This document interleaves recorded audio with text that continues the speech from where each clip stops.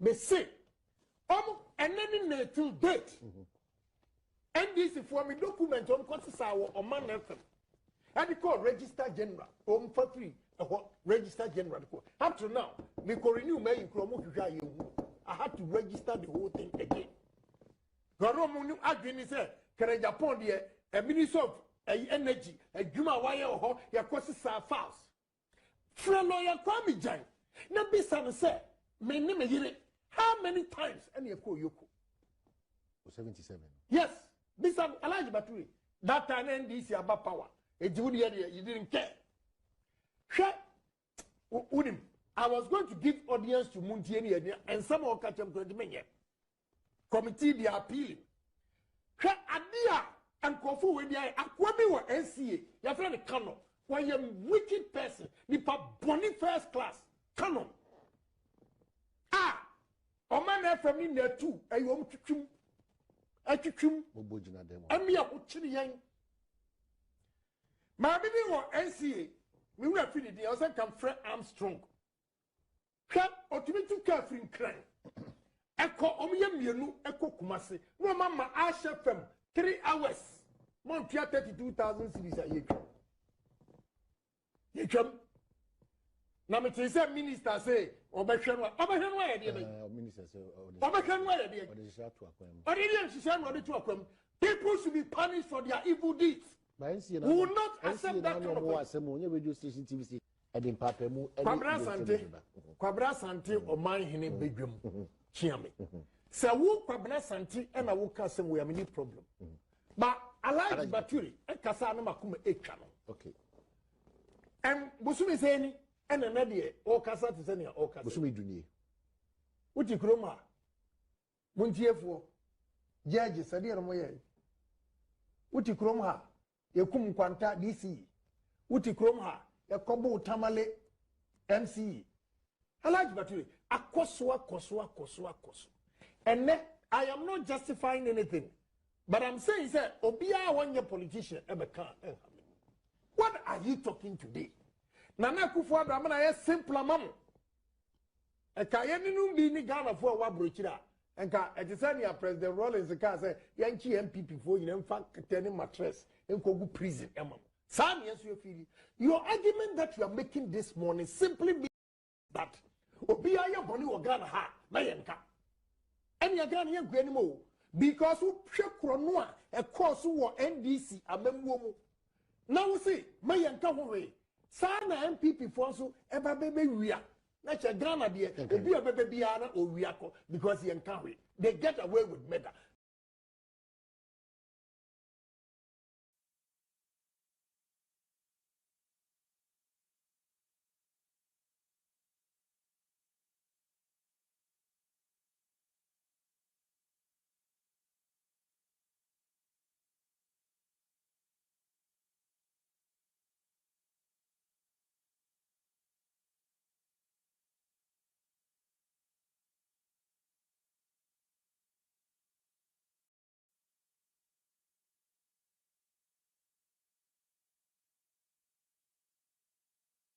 Edit Jumedi Libro baby I will be ano but they also subscribe to channel no na dem here sisi an say obeba live na wa join me na ye din komo afei ja o comment ho leave your comment there na men kan comment section ho na mpacho fa comment to ja udin ho me bo udin na makan wasam no a wo de e kan ade a kire wiase nyina no na wiase nyina hu say yes ampa in nation building you are also contributing to the nation building sankobo yi and ye betena sena yetimere na awie anwumre de abeto dwa sesia and say high court afrizi yewura Miracles Aboagye ne 5 bank account afi ni properties bi enso no high court ednen sa atoso edenti na court ednen sa atoso maso kofi dwuma enso de number bi ono so na account ye freezy sika sen na mpanimfo esusu se afa won sa ase ana akodi wo mo ho a edenti court Edenensa ato sa mpanimfo mienu account so enede ya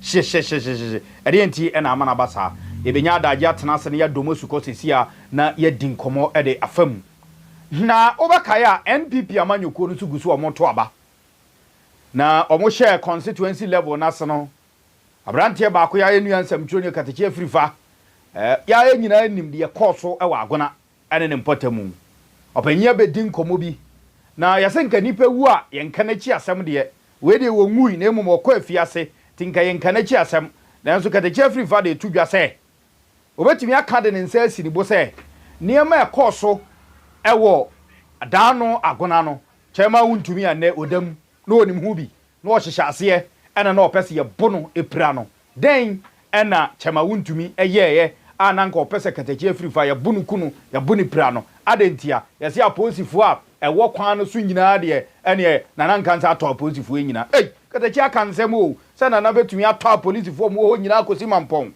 wabiebie nsemani ye ba betena se na ye nya adage ahwie ni nyina de agu ho ewie ya ban so de krata bi pia bontene se diesel wo Ghana ye nyi 2 cedis mfamfiri so because they say baby diesel edru Ghana ye 19 cedis per liter e de kina ne kina chi driver for so mo beto ahyentuade mu mampanyina twa krata bi aba sisi ya se ye nyi 2 cedis mfamfiri diesel so na o ye free diesel so mampanyina petrol so ana yi petrol cars de ye nzuo ne gum ne nyina benya adage na yatimi adi ho enkomo bidin ade kwadwo amankwa foxy Austin Berman na team fidie na chi a ene obomichi dom anase ode videos ne ne yema ni nyina ede gu ho ede amawo Shaibula Sisi anso eye producer at large ena ne ohwe na wedi dwumedie no ede afiri ba bi owo bia ye ntrase na ye nkonsem no so de edi kan eye ne high court ruling na ode ababon putupuru so e kirem se Miracles Aboagye ye camera Miracles Aboagye a ye sure se onye nipa foforo e wo Ghana recently ye chi no se wa wonim okai ye chi no ma ene be ye he eno ne kofa video bi ba ya baba wa bi ba ya so ya so munyimi papa mame munyimi papa I want to see my father afa later ye ko bi sa ne nsem wose no wada to wada sorry ya putupuru na ye ka say ye nko yoku ena okoyo kokoye this has been ma Ghana fo bebredi o mo jim onya te se demonstration bi ikoso ye nko bibi o so otiase o se ontiase o no wa sorry di America no okobi eno bi na ba wande ba na asem no atwentwen ho esan se Miracles Aboagye na nkasa no ye mani bill se onko fie na nsem no gusu a ye nguso na ye hwehwem na ne high court order say ye freeze 5 bank account and 4 landed properties belonging to the former chief executive secretary of the Interministerial Coordinating Committee on Decentralization. Position and the Miracles Aboagye no court to say yenhwe na yemfa saa ne yemani nyina ban fa den sa court mfa den sa to so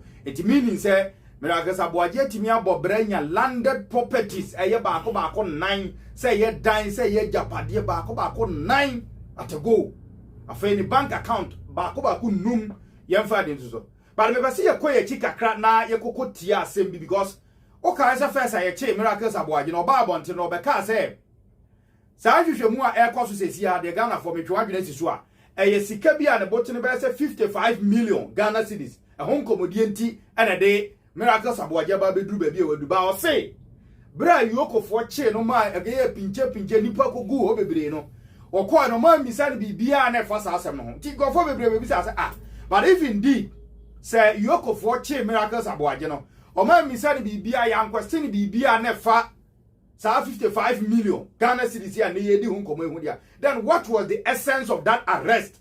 So we even condemn the arrest say yokofo atikroma intimidating crofo chastising crofo ye de omope per the Miracles Aboagye be kache ye too but the neck e ba ya ye say ye say sika na ho e na ne ye de yensa to ne 5 bank account afi landed properties be say 9 o de yenkotie Miracles Aboagye na nkasa na numa sembra ye ja no ma ni frefias na sem obeka ye no na he politician say politician o ye no kwafo na onya no kwafo osi adaroma yenkotie Miracles Aboagye na tete ni nyina no sa NDC na ye military ruler kanet so no kra ye survive ye na ye na die nti the better the earlier they begin to focus on the things that matter that bring food to the table of many people, the better for them.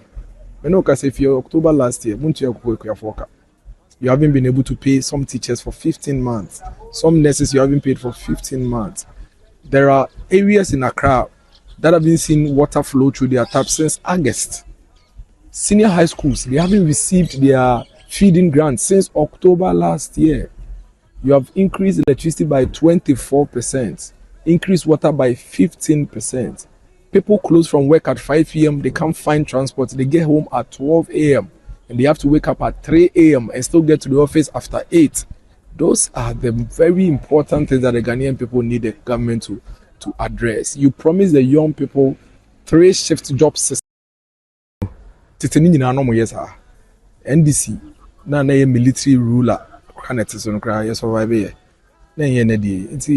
The better the earlier they begin to focus on the things that matter. That brings food to the table of the Miracles Aboagye. Nense mo de betu dwa be see mu people say chia ye che no na emfa saa 55 million sika bia Ghana for ye ka ho asem. E de be ma ye hu ni say we no just political witch hunting. And NDC aban e de esinani so say obecheche MPP for kwa. E de ye nyina ye condemn say da bi say aban waba na wanya tumi na o se de odi tumi ni be ye ni a nya de betumi aboa enti no ye nkasa ntia. No, we said Miracles Aboagye he was not telling us the truth. He was not telling us the truth because Senanka no krese that sikanenye no ena sabi ye call ya ye koko bisa ho asem ba ne se na ne enne sisi atia sisi no abeto dwa se o bank account baako enum court the nsa to so afa 4 landed properties. You see you can landed properties are that is why sometimes you weep and cry for Mother Ghana.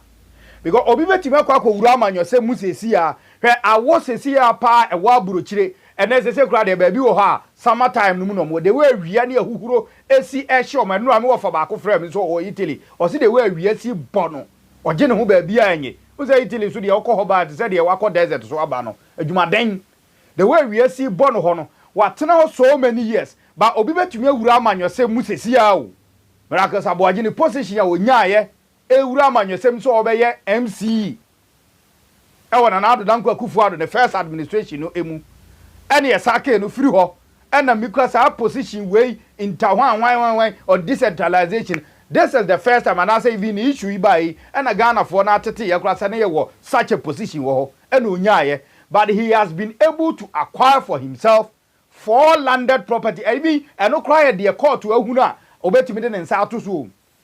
He has 5 good accounts. An account no ka say dey bia say be yetwa susu wo mu nana.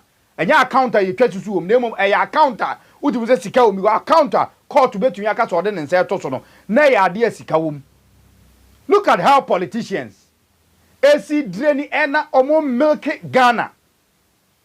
Obo ka ko tena bro kira bra ya adwuma akukuru hwiase ene ne amam obi be kwa kowura aban sector mu sesi a obo nse no wa yeye. Eze na anu ye say GTech for say eni kwa say we a politician na oko the public service na akokọ ya adwuma. You see the reason being that obi ntimi nye teacher ni and survive in this country. I am telling you, nobody can be a teacher and survive in this country. But before I met to us on Miracles Bekans ask him, I am talking about politics of a tro. Miracles Bekans ask him, we know. Let's see if what he told us was true and answer and true. The Deputy Attorney General here, Dr. Sytem Sai, and so Bekan here, for this same issue. No, na minti mintu asoma. Or say, Mamsa video no. Recently, what's his name? Miracles. He came out to say that nobody questioned him about 55 million, like it was questionable. And people believe that. People believe that.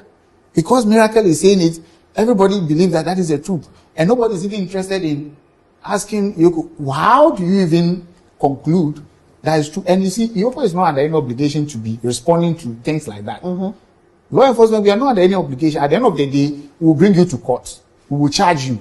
You will have your day. So whether we ask you about 55 or we ask you about 5, it's not even our headache. Eventually, whatever we find on you, we'll bring it to court. At that point, we have had situations where people have said nothing. In the end, did they not say that they want plea bargaining?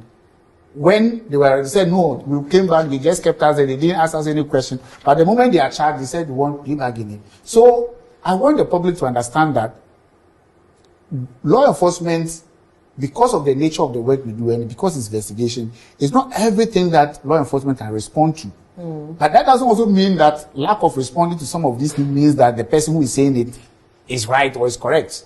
That's all I want the public to just be very aware of that. Is Dennis wrong in that when he tells us? Of course, he's completely wrong. I mean, you cannot say that it was no question about 55. Completely wrong. Was he questioned on the 55 million? Yes. I see. So he's very much aware of why he was kept in there. Let's not even go further. He's very much aware. I see. But what did you think about how his bill issue went? Okay, indeed. He was. We Deputy Attorney General, Dr. Slim Sai, and also the Ghana for Bedin Comebeka say, and one was said, Miracles Aboagye Beka say, time of Yoko Chin, no, there was no interrogation, never 55 million, Sikabia, and then you could do home come. I don't say, but it's quite surprised, eh? Obeka ask him who in Ghana for me says, okay, say 55 million, and who has some Anna Yoko for Chin, and a dear who has some near Chino.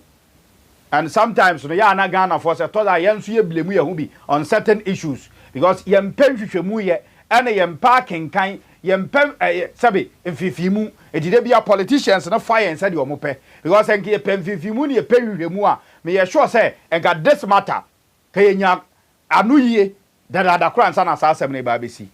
But the point I me make it before I just wanted confirmation ne say ne obi betumi awura politics mu within the shortest possible time. Na obetumi anya ejapade obetumi acquire for himself or herself ejapade a otumi say obra obebo nyina we live in amanone so many years you will not be able to acquire for yourself sa na ema no obi betumi a kira de ne nkwan na nyina ontumi nya sa ejapade no hwan no na ehya amanyofo kutupa enu ntire ma omutumi nya opportunity is stealing from a mine and milk or miners are why is it because we've not gotten a leader bia sabe owaku koduro ye nya leader obetumi de nurse form because sometimes no krono boy ekoso ewa abamu no you cannot just say president no say onim ho hwe ana until the ekoso. If that is the case it means if you are the president now our point is area sika our point is form of manager padia meaning you are not on top of issues meaning what that way adwuma no so unim dia wo ye because unim dia wo ye say wani ekwa amanyina ese wani ko sector ba bia because who aim ne say obeba ama Ghana atimi aba be die but obi within 4 years o wotumi anya sika we ye de ye hunu ya na ya ka corruption ye ka krono ewa abamu a de ye ba ye timi chie de ye dimi ehunu ye timi audit ene ye ka ho asem what of the yentimi audit yente kroma na say politicians Ghana ha etimi wi sika kura de gogu politics ahudum na sifie unhunu ba de ye hunu no na ye ka ho asem say we ena ene omde ene na mu etimi no saa we say eba na ye kwachi obi na me hu say we Ghana ni we timamuni wa sorry di America di akire so yenko na yenko nko tenase free days it means you are fool. Oh yes, you are a fool. Just sit down, get to the understanding of the issue nankasa okwa demonstrate okwa sympathize with somebody no. I am not saying say we shouldn't sympathize with your brother and sister or kwa maniem, but make sure say when you are sympathizing with somebody usuam obi a hwe hu se su na usuam nipa no eyesu anipa na kwa maniem na obi afọ oman ni sika obi a oman na japade atimi akodi ni nsem na se ene oman na etwe na so na so ukosu ama na ono no anipa a wono ame a wo sere nipa ono adidi no wumom na ukosu di ama no. Ghanaians, we must learn something. Muma yensua bibi emfemfiri sa ade rum se ye ka ho bi ene asoso amanyofo so amanyofo bokro no amanyofo ewie sika no. So the president of the day, you must sit up and see say ne obi be ye mampanyini wa ha under Nana Danko Akufo-Addo administration na obi wie sika under John Dramani Mahama administration and Krofo wie sika na say still we've not gotten to a leader obetimi di na si form no waka said no me my administration there memma corruption ay kakai like what Honorable Kennedy Japan was saying some days ago, some months ago, some years ago. Our MPP delegates didn't understand him. I say because oh yes so memma corruption ay kakai it who corruption na wugane. You see the reason why ye bo bi din so me DC ya na watuchire sabe wonya te gare komfo won kom anto anyama na won kom chinaman nje ye den na ye bo din so ye MC ya na o de powder twa ho nyina hia na ye tu powder gu so oya botomfo because onim say opportunity has come for him or her to steal. It's your man appointment as DCE, your man appointment as MC, your body D as CEO. Now you're too shady, you're good so, near too powder good so because on him say, at this moment, at this juncture, Brabama so baby. And who is giving him that opportunity to open? It is the president of the day because now the appointment that will be. What more be a Juma so unquiet? Now you don't supervise the person. Then you pane bokrono, not team mufosono, and bad say near you DHD. Honorable Canada Japan catch the Ghana for so about corruption kakai. And that is the most reason MPP for Ampenas embassy and MPP for Ampenas embassy and because we know say Ghana the politics the ye koye politics the enya osumbium said the yana or we are no maka and I may be some over some wine. Over some me wahin or mesum obenyeska. Now ho imagine say a mobile position. Ne allow nipa ama nipa na tenase. Ababe minister for 8 years. Nipa na babe MC for 8 years. It means pampa nipa na say nipa na may corrupt. Because no matter who you are. So we are sofokra, we are malam, we are imam. Na your ma office be adokodoko de wo ho. Ana ho de na utena fa akwa 8 years a. So who are corrupt system no will corrupt you. I don't think that you baby duri. So look at 55 million Ghana cedi aye kan ho asemo say afa kwabna ne nsase maso Kofi Dwuma de so da ho say si ono so be 71 million ono so yesi afa ne nsase ye hwehwemu. Look at amount of money aye bubodi nti ebubo say din ni say na obi say say ye betumi atena se continue na enkrofo atumi afa ye sika enkrofo atumi awie ye sika enkrofo atumi adi ye sika ne ye body obaka ya wayomi sika yete ye na ye sika ye nti bi wa Ghana hada eno ne ye di twa anwom wayomi because atem na ye be ka 50 million Ghana cedi yes sako kan sika ni 500 billion ne ye hu bi da but now it has come to a point say enkrofo kra ba be ti wayomi ebinum de nam 71 million meaning say 700 and something billion ebi de 55 meaning 550 billion akodi kwabrani nsabo na young boy young man old man say the oman sha wonsa na enchirima ho. Now look at how people are suffering in this country. Ona mabontinu hyiankrofo omo moton watermelon nkatie kosua no obi se nipa ne se na pampan ne so nyina no ade esi na pampan ne so nyina no sen na ekosto obu ha ne niam a oton nyina ne nkatie nyina no o quantify ne nyina to apampan no to ne kashire kran aka ho a enuru 100 Ghana cedis o to kashire no eto na pampan no eto nkatie na o ni nyina enuru 100 Ghana cedi. That is obi capital de ye adwun okrom ha ena ode namo obenante sa nanti krom ha banchiri ebi kura de be san nyina na nkatie no 20 cedis pen yato yet yebema obi appointment na ono no within the shortest possible time no watimi awie o man sika na o man sika afa ne nsase no wantimi anya adwuma ni ye na enne ye tena ha ne ye di nkomo se o man sika 55 million ayira ne ye tena di nkomo se o man sika 71 million ayira na ye nye sad o man ye confusion adioson na ye nye sad. So I am tempted to believe say Canada Japan tan a o nyina nipa mpe na asem nyina no it is because he has said say obema corruption ay kakai ejubo hu say ye bebo din say brabaji CEO na udwane say Austin brane ma CEO wo se mempe o mpe zen brabaji MC o se mempe no udwane because onim say so ye adwuma no wa anye ni. There are sometimes ebia wo nipa no kwanya no wadi sika no but then am say when tumi supervise adwuma ni ye no wa ma obi etime di sika no wo nsase no we can equally say wo enenam so a wa man krofo etime di sika no. Is that the country a person chichiri? Ye cannot correct Ghana for mpe. Wo be so chem say the country a person chichiri ni. Country a ko 70 years. People are still suffering. And kwada gusu ti nuase. Na kwabrane nipa ba kope. Wo oluma baby a wanyina duru. Wo 70 na sika no kura nwuna. Sika no enso nchen. Young boy wa wunya nuru baby 55 million sika no enso nchen. Then na enkrofo dodo na esofa.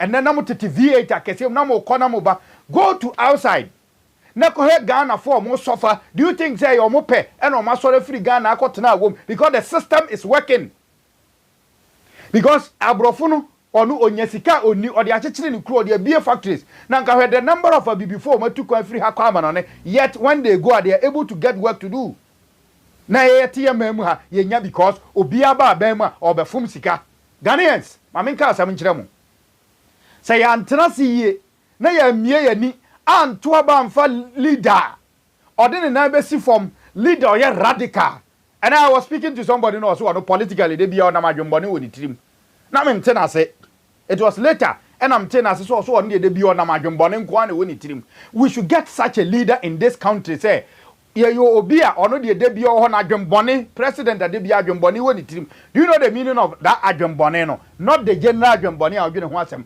but the ono no wa amo ne ho say the minister bia na ne obefa no say minister ne na adwene so obediska obedi ni bone minister bia obefa no mamu appointment say wo koye minister for finance my mom appointment say koye minister for energy koye minister for this na ye wadwene say e ho na odi koye yie no president oni ubone ubetuma akodamu nkwa na nyina eye bone DC ya bogdin se ko na o mansini mu ho no ko hwe na toto niema na niema nya yie no wo ba sika na wo fun no funya na nka adentina na ado dan kwa kufu ado administration de bia ya na me de yem fanto ho DC ni MC fo gina na no obi akasa o so ye de ya bregu na me say wo bregu sesen chairman wo bregu sesen o say ye call ye no common fund na neba no nesua na common fund nesua se be common fund nya osika ye se ye mfa nya mpuntuo ye mfa nya mpuntu djuma enti se ama se mpuntu djuma no ye timamufo no kwa nanka we should complain why are you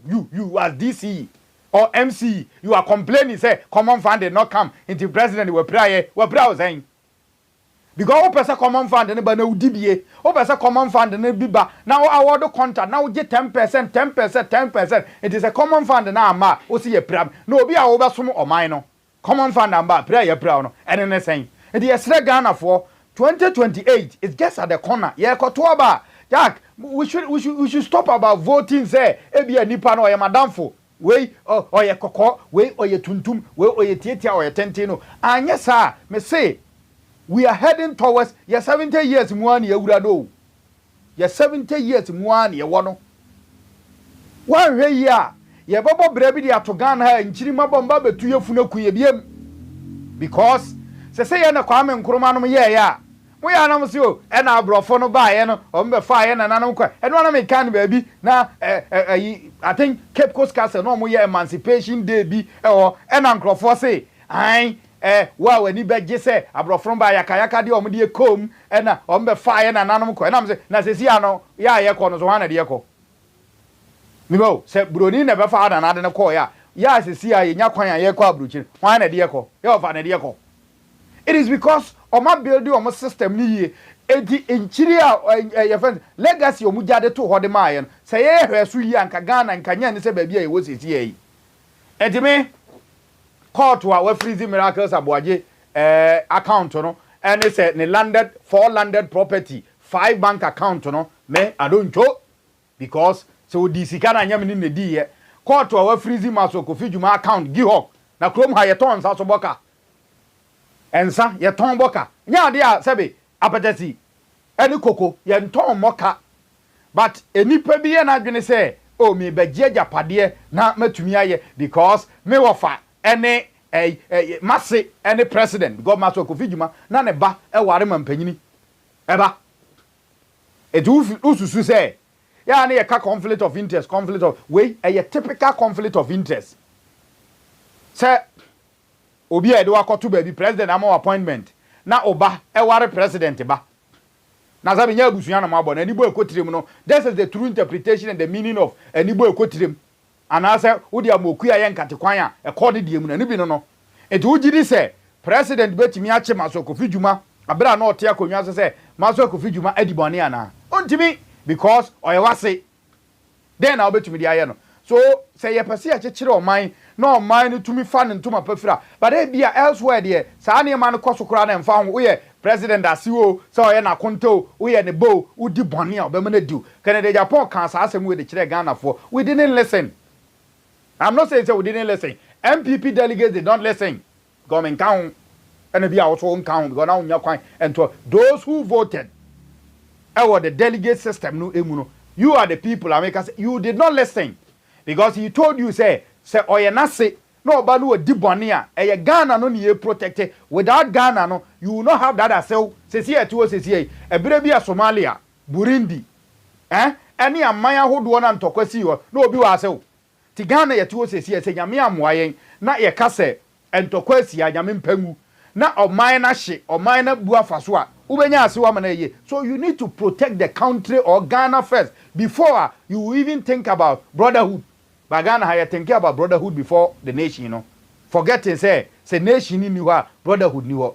Let's get leaders on between serve Ghana. Let's get nkofo ye be you oma omu mewie o man ni sika na nkofo di Ghana sika too much. Ye complaining say hwefu abo. He ba bi afu abo do Ghana o. Enne those days chapter aye come ema ye to fuel 23 cedis diesel per liter no. That is where we are heading towards because diesel 19 cedis. In case you want to know the price of fuel in Ghana, diesel in Ghana 19 cedis per liter, and then petrol is 15 cedis. Where you know American petrol is 15 cedis per liter in this country. Do you think that this is the country I pay? Or maya ye too far ha? Na ye better be sorry na ne nipa bebre ntimi two car. Some of us cannot drive not because we don't have car, we have, but how to fuel the car and move, no, I have problem the amaye. Because untimi yes can fan taught this and the sika some who den wa Ghana. We have everything. Ya ni ye can say we have everything. Nyamia sa dum ya ma yes to oil. Fan wonu ye to bi wa. Mi wa petrol bo ye den kosoro ama adwene ho awonte ase ye. Edwumre na wie ma hu say a letter from the presidency say President I order say yenti fuel bo so 2 cedis diesel bo no yenti so 2 cedis because the way anema kon wan hwa anema be ginsa munti yenti so 2 cedis. I'm say this is not the way kofo upload president who yes it is good to absorb niema but this is not the way you manage fuel our country mu yes ye too far ngoni bi wa ha. We are talking about industrialization. We are talking about factories. So can't we dedicate it? We are talking about Miracles Aboagye 55 million. We are talking about Maswa Kofi Juma 71 million. We are talking about number of sika, number of cases are involved with sika. So can't we build a factory back over to me akase we dey your mine dia sone fan so ama na ye fan we yem fan kwa ama no ne enti ya e be sone ya de so ye wi a ye nya adibini nu san wa akire a de be ye kota e wo kroma. Can't we? But you see what we am penning for na dwene ne say okay ene ye wo aban penning for aban ba mu a na o makobie oil marketing companies BDC na o na twe oil de ba sesi anu wa ye tam enti say ye wo oil refinery e wo Ghana ha ne ye say ye sone oil so a ye noa ya oil wa ha ye dane ye oil ani wa be den na idi enya kwan atumi akọ oil ababa be nyesika. So you see the mindset and the kroma Ghanaians me no na ekasa nne no moma ye nwene positively moma ye nsom ye man ni yie. There are some of us Ghana ni ye yie anasesi a ye tiwo sesi yi senka ne ma boofo obi adidi free obi a ho to ne free edan boofo fofo a enka dede no kura ekoso e wo social media dede na ekoso wo radio dede na ekoso e wo TV stations no enka you not here because everybody is okay e come na many patiem e come na many pa kana dwene you say trend bi aba ye didi mampanyina tem e wo krom ha. Yes, some of them and I say even all of them no cry nya de so but some of the people omoye no ubekom no eyo hia na nipa no wa adwuma ye obekwa kwa ye sankwase ade mai ye wo genuinely nkofo bi omo adwuma kra omo ye mmoa omo gimi saa no mbeye but enne wo hwe dodo na oni adwuma ye ena onam ena okasakasa eye de ope ye sre Ghana for moma ye ntimi mpem nkwa yanim na Ghana ni ntimi mfa ne ntoma pamfra moma ye ntimi decide wisely moma ye anya ne se ya to aba NDC ba wa anya de enti akofa MPP aba MPP ba wa anya de enti yemfa NDC mra. No, we should change our hands and see something. See bibia unu. Debi ase ye pe bibia huna no ntini yesesa amba senka nyesa anka from 1992 the fourth republic ye de ba no enka aban ba akopɛ na atena so but it is because ye pe bibia hunu ntino ye dane yensa kwa ahwe adana kwa it is a bibi kro na ye pe hunu no so no moving forward no yen change your hand emfam free the NDC NPP no so let's try other parties so na yentimi hwe let's try other leaders also and see because we have seen people leaders from NDC leaders from NPP no the same results no dey mayen it is the same results let's try people from the other side too and see say okay sankrofo so ba e den no mo so wo dey mayen say ya omo ba no mo ya ya je omo kwantem no mo kom ba bi na yentimi hwe na nyesa say ya na ye dey ko say ya na ye dey ko a ami sa streetism ne ne ma na bedosu oya na yesi o ye pam nkrofo na no hwe km bozuba enam mi ibu mpata mi yesei ohia no so doso na be na mpata no so we don't know how to solve problem because what you should be able to do say the be a problem no be kono the opposite way ne ye no o say slums adosu okrom ha enti ye bubu mpata the same way no so no dan so bo so aye den enti nipa no be dan yesi ye pam nkwada anase wo nye Ghana for magistrate aboso ene wo kra wo ye Ghana for magistrate aboso yesi ye pam wo meanwhile no accommodation issue is a problem so if you are not able to solve the accommodation problem you cannot do away with streetism untimi let me tell you this is a fact you can't because build a system ebetumi amani penye ba bia ada accommodation ebetumi amani penye ba bia ada o si wutu na free kwan so no you cannot do because otu o mo mbesa aba. Now, yes, you build a 24-hour economy market. What market? Yes, I need money to be. Now, say, the phone or more, they will still find their way to come back. So, leaders in this Ghana, you should have common sense. And that common sense should tell you, say, how is it solve a problem? Because problem, no, so shall see the free and now for patcho a tiffy or let's start from the tiffy because the tiffy a problem. No, now you to us and you to us here, I don't know bet me about Ghana Sikaha, people are making this economy. People are chopping our money. Let's deal with that. That can corruption. No, mama corruption said they can Japan can no. Emeya dia ehunu nipa. Adi obi huna no odwane. Eno momunu di kan ba first ah. Mesi sika beka system no. Ye benya bi di esi factory. Ye betumi anya bi di esi accommodation. Rental issues be come and that board dini che nipa to e wo krom ha. Why must it be so? Mama yentimi nya the right thing. Na Ghana entimi fa ntoma pemfra. Austin Yanko yenim na aka this one.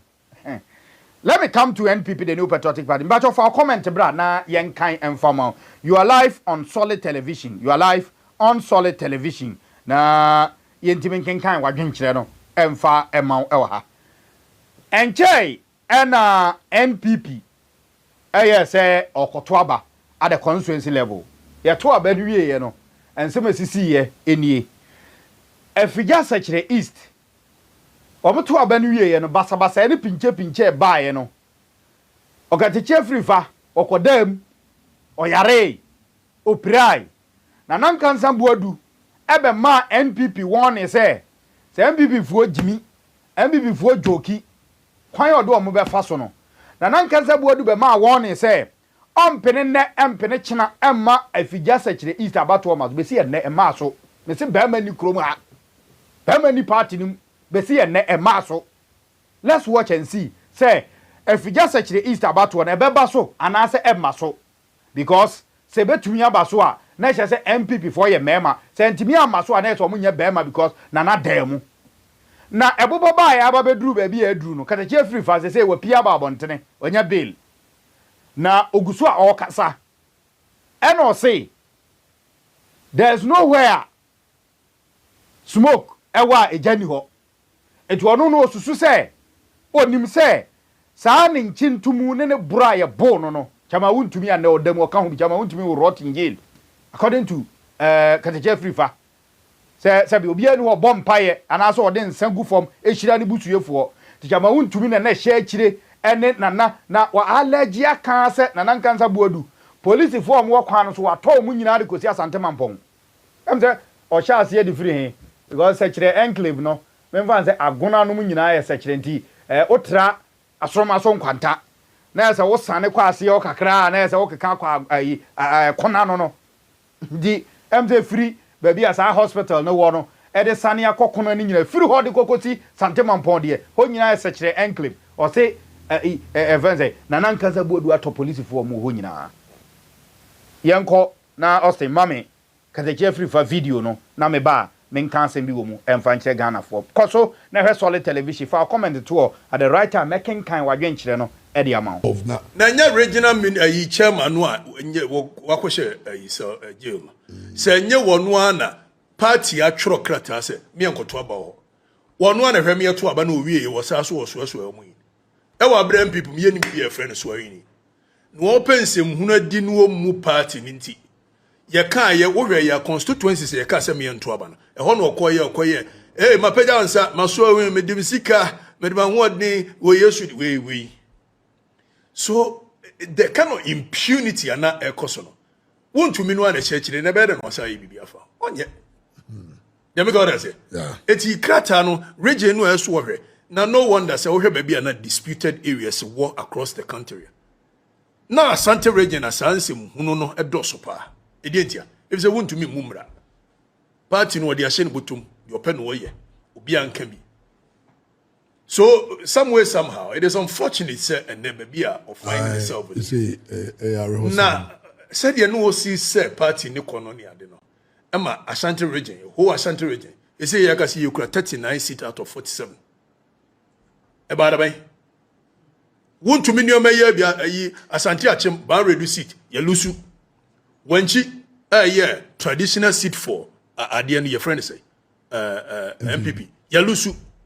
Buzia situ yalusu of na nya regional chairman no a wakohye so jail se nye wono ana party atworo krata se me enkoto aba ho wono ana hweme yeto aba na owie wo sa so wo so amu yi e wa bram people me nim bi e friend so yi no opensem hunu adi no mu party ninti ye kan ye wo hwe ya constituencies ye ka se me ento aba no e ho no okoye mapeja ansa maso awe me dim sika me dim anwodni wo yesu we so the kind of impunity ana ekoso no wontumi no ana chechire na bede no asa bibia fa onye dem go there say eti krata no region no eso hwe na no wonder say wo hwe ba bia na disputed areas war across the country na Asante region asansem hunu no edoso pa edientia if say wontumi mumra party no de ahye ne botum de ope no ye obi anka bi. So, some way, somehow, it is unfortunate, sir, and never be of finding itself. You see, now, said you know, see, sir, party, no colony, I don't know. Emma, Ashanti region, who Ashanti region? You say, you can see you could 39 seats out of 47. About a way. Won't to minimum a year, Ashanti Achim, bar reduce seat, Yalusu. When she, yeah, traditional seat for, at the end of your friend say, MPP, Yalusu. Buzia situ yalusu of na nya regional chairman no a wakohye so jail se nye wono ana party atworo krata se me enkoto aba ho wono ana hweme yeto aba na owie wo sa so wo so amu yi e wa bram people me nim bi e friend so yi no opensem hunu adi no mu party ninti ye kan ye wo hwe ya constituencies ye ka se me ento aba no e ho no okoye mapeja ansa maso awe me dim sika me dim anwodni wo yesu we so the kind of impunity ana ekoso no wontumi no ana chechire na bede no asa bibia fa onye dem go there say eti krata no region no eso hwe na no wonder say wo hwe ba bia na disputed areas war across the country na Asante region asansem hunu no edoso pa edientia if say wontumi mumra party no de ahye ne botum de ope no ye obi anka bi. So, some way, somehow, it is unfortunate, sir, and never be of finding itself. You see, now, said you know, see, sir, party, no colony, I don't know. Emma, Ashanti region, who Ashanti region? You say, you can see you could 39 seats out of 47. About a way. Won't to minimum a year, Ashanti Achim, bar reduce seat, Yalusu. When she, yeah, traditional seat for, at the end of your friend say, MPP, Yalusu. Buzia situ yalusu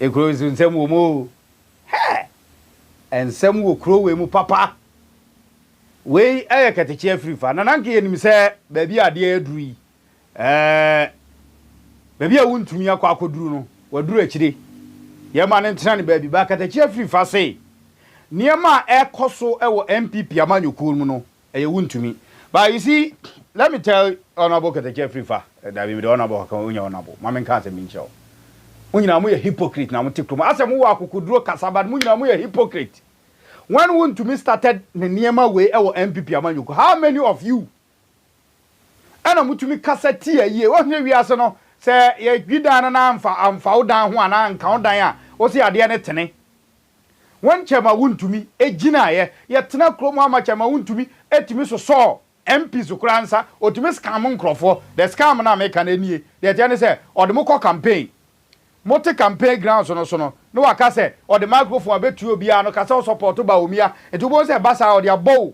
ayi oya ho hwie nyeye Emma nipa nyina all of you were in this country you saw what was happening obi anga hwe ba na de won say bi timi wo no o say chema wontumi na say MPP yes it is true what can so many years this is not the first time ebi Okataky afiri fa ka say chema wontumi na say MPP amanyuku ana say na ogu MPP amanyuku there were so many characters in the NPP you mentioned of Wenchi Abronya is the regional chairman of MPP in Bono or sense security election the party ni ya IBS come disqualify no because party ode region ya show binsa now the number of seats ya 12 ode ni nyina hye nsa at a point now the back 11 na dia hye nsa only one na ya NDC dia and the chairman no atumi aton seat na the seat na kobodon come here to the sense your traditional seat ya Wenchi buzia krom mosi MPP na ye dombo dankwa buzia tradition buzia krom wakoton seat na mabanani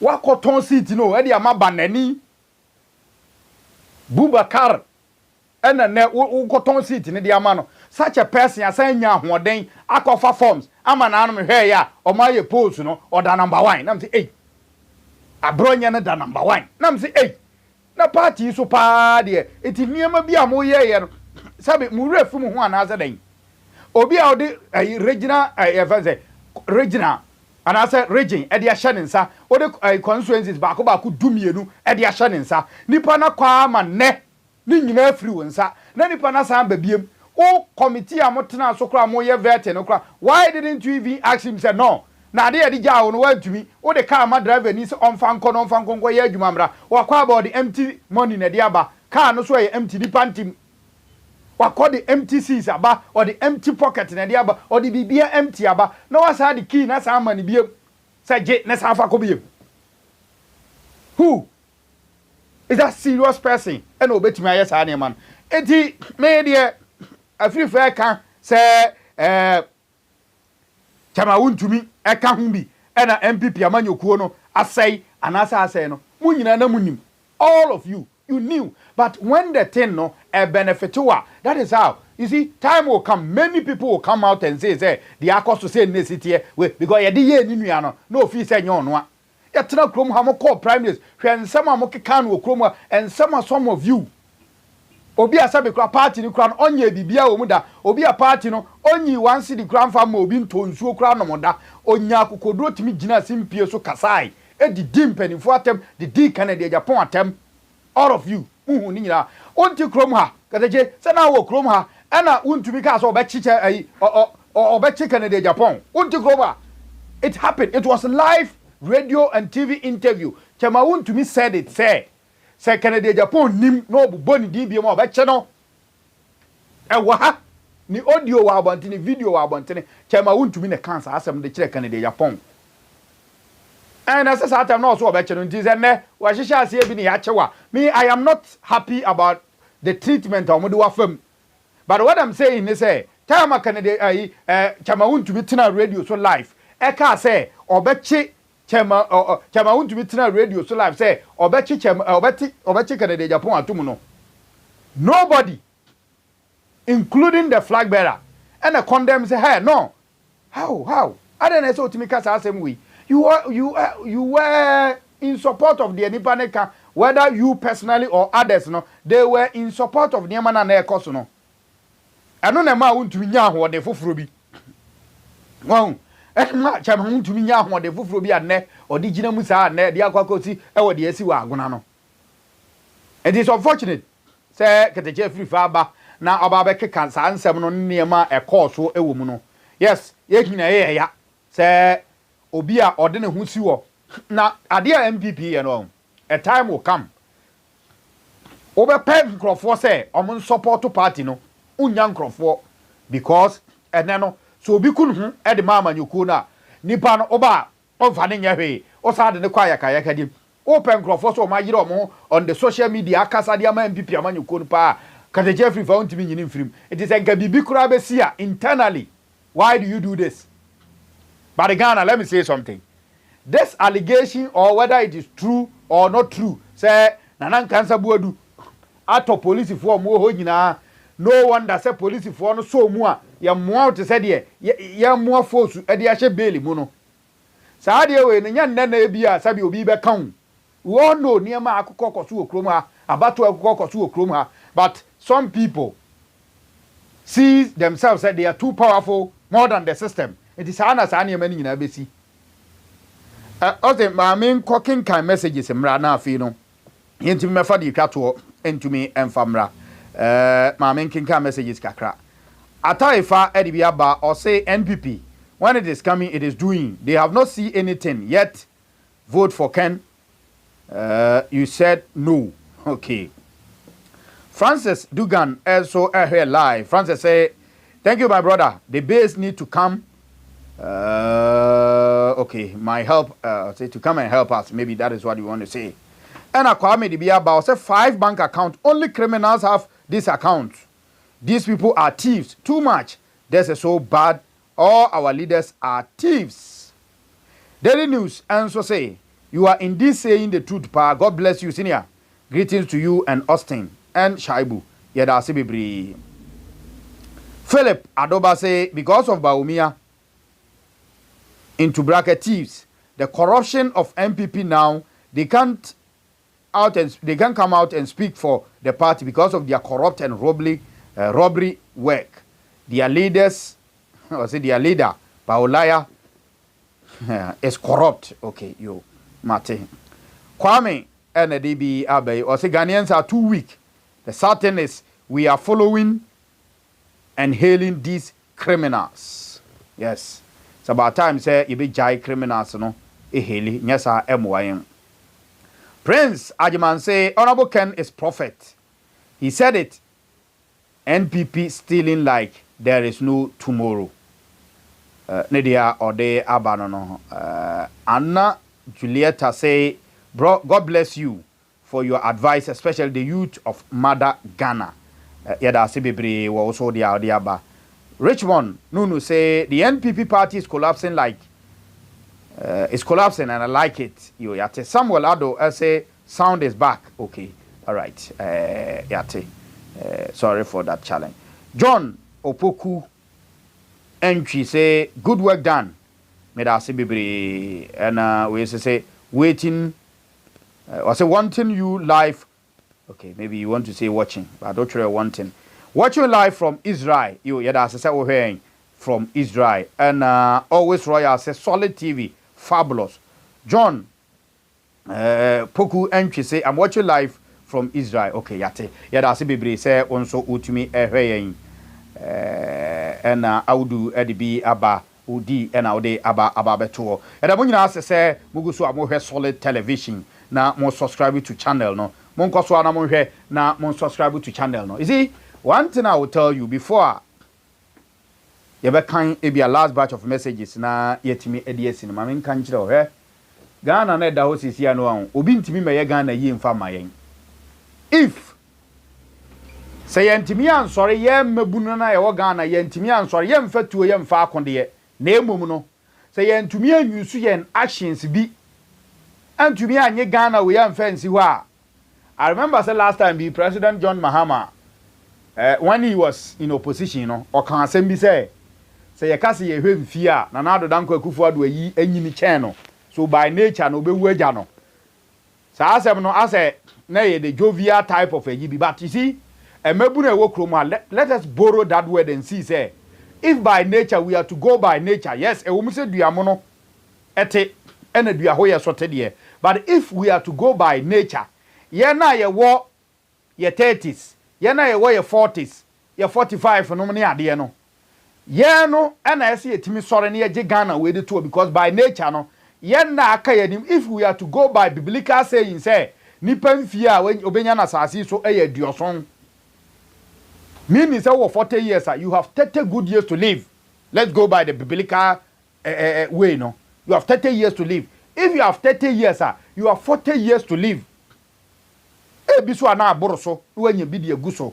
So say, o mine kobone, o mine say, o mine chia. Now I'm sorry. Now I want you so Ghana no me dia memfa ho de besi bia ensia. I am telling you, say, wo na abebre. Ye na ye bebre. That is why some of us, yes, young Kayanuntum, Yabakasania, ye did that team. I'm a Ghana for who say yes, Ampa. We are fighting for Ghana na everywhere. Because this is not a Ghana na everywhere. No. And no be any Quanya be up so 2 kwame on it. And no be any Quanya. Obi Opa Obi was as well as his year. Obi Ewas as well as his year. Or betons as in Eddie to kwame on it.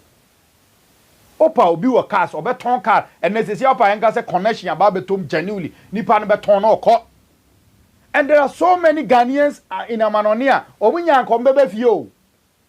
Because e bia brabone wo ho no kra na nya easy samfa mano, but obefia obedidien obedahin. And I'm telling you, if you are outside Ghana, now my Ghana ha no need dan. Oba and single room, Kumasi a ete no. Single room. Ebinum dey high 1,000 cedis. Single room. They wanya for the high 600 Ghana cedis. No, I catch us or 2 years. Even if it is 500, quite moderate. Single room self-contained. No, the amount 500, quite moderate. Because I say 500 cities. O multiply at the month 24 months. How much? And I'll be to you. And how much do you earn at the end of the month? Ghana, if you don't find yourself a buying sector. Now, if you are buying sector for teacher for this, guys, any to how much? And I'll bet you me survival. So Ghana na ya timu sisi and more than you. Mama yengi na yamfo ya nuntumbi yan kasana Ghana nintimi ye because crown more than. Yes, Ghana no more than papa. Ghana han more than. Mama yengi na yamfo ya nuntumubi na yam fight for Ghana papa yan tuaba ma leaders ombetumi agi Ghana na mo anya corrupt leaders ombetumi entertain a condo corrupt act ewo Ghana ha. Otete sika ekofa nkrofo nsase otete sika nkrofo odia na obisa se enti se sika we nyina akodi others ansem a se sika no so no nyom ne ahiafo na edio omo ne omo mpra no omo gas na edie edi won sa abaya ho nam ho na anu ya na odara form mama masam kra ye din wo krom ha ye nya bi because enne no onu benya 55 million awia obenya 71 million awia obenya 80 million awia Ghana cedis. No a torra 4 no the amount ba first na ba so no na e kan ketenkete yesi mama kambu they say ya graduate ekoye nim enepa fanda ra 4 ene ye to e de mama online se so no the number no so no the UAE the Ghana ha level as say ya ba bedru no so everybody want to become a politician and no who say GTech for a statement about Bontine say Sesala East MPP constituency chairman or a registrar I think Bimbila College of Education. It is wako contest about Sesala East first a constituency chairman there on for Jumanto. Now the GTech on for Jumanto. Yes, it is because why a registrar na chen mpabwa sewe. So you want to become an active politician. Send you obi or where you may be a politician, even letter commissioner grants or toaba. Judges say Supreme Court judges or toaba, Chief Justice or toaba. But the moment I'll be you and him active politics, not say what is Miracles Aboagye could MC ba kope or baba ye interwan secretary or there decentralization. No say see no ye or bank account 9. When you landed property 9 and 9 or bank account to num ne court then and say toto. Kofi Juma ko hwe ba bia no ano ansa. Gi hok so ene yesi sika be 71 million afa den sa ase tie be de na register na ono no wo training college wo bimbila no onya so wo ko ya amanyosem wo push into politics, active politics, because you who say ho ene sika wo ba senkia ye politics e osom ene obi aba oba be soma enka it won't force all of us obi ade ho be jama nyosem because ye nim say ade no kra ye koma ye nya bibia mfamfrim but because ye nim so ye koho e benya sika enu nti na nkrofo tie be kakra obia ene asofo nyina wo de obete se nche osofo ye constituency chairman wo de we momfa de we ni agro wo bete na mse mozama asofo no ye constituency chairman deeper life osofo no no na ekura ba lot boss di America no de sene because ye nyina ehunu se ade we ni ye ya ye betumi enya sika e de afirim nyame moyen na onhye ye den na Ghana no ye mpanimfo no entimi enye the right thing na Ghana entumi emfa ne ntoma pa enfra me gidi se saa de we ni ye ya e betumi aboa ma Ghana no etimi afa ne ntoma pa enfra apia kwame e de bi aba o se asem mpanipa Miracles achigu ho o man ni nyina akora achigu ho obi achigu ho bi achigu ho ma ye nase na mentumi mfa wo ensi ha nyankopon ya adom na odom no dom ya ochena mesa ba wo nchen biem na yatimi aba be hia bra shaibu no wahia no pa na wi a mesa ba na me no wa ba be hia Austin be ma na gina mfidi na chimidi de kwadwo amankwa Foxy de ne ba no okay yeah midin e de kwadwo amankwa Foxy nyame ya adom a ebe hia ebiem but osin answer na ebe kono ma menchia me boss yi na ohwe life gidi DM Maranatha ma menchia no na me ma na dwumaden ene amu ene adwuma saa mpanimfo we no no na sebe o ese yetimi support DM Maranatha lubricants and car batteries or Pankrono estate yes free municipal Otafu municipal assembly ho kwan na estate kwan na osane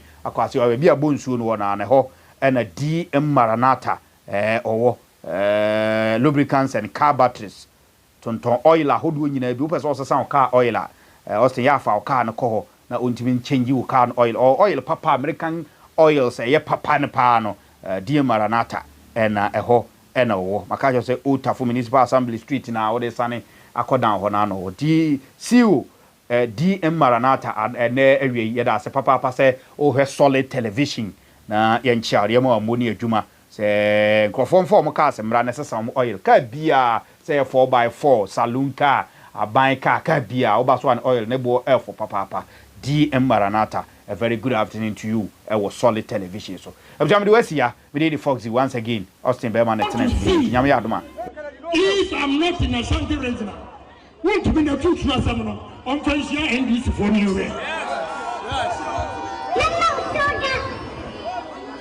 wow 2020 2016 wouldn't vote Amunyai because I was in Ashanti region yes 2020 Mama Ashanti region how many votes and Amunusu okay obi a all good party no a you want to be neighbor obi a want to be neighbor obi a omu good MPP party and you me amehu amaka and a good party no but omo ni here and we and we good party want to lead and 4 Northern regional chairman voter regional chairman have turned National Council into hooliganism group.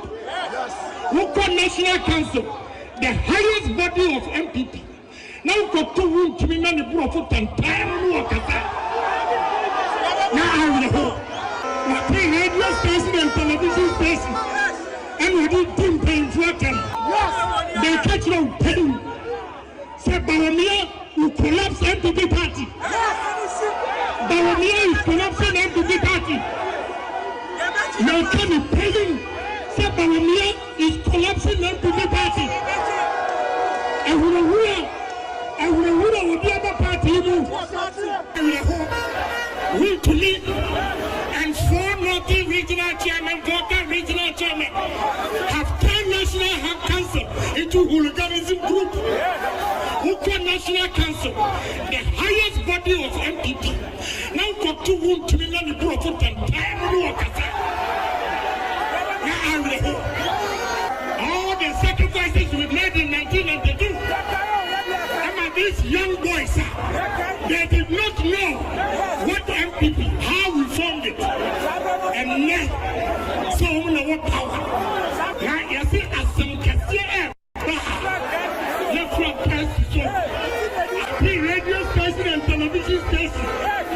what you think paying for them. They catch you penny. So Bawamia will collapse MPP party. Bawamia is collapsing MPP party.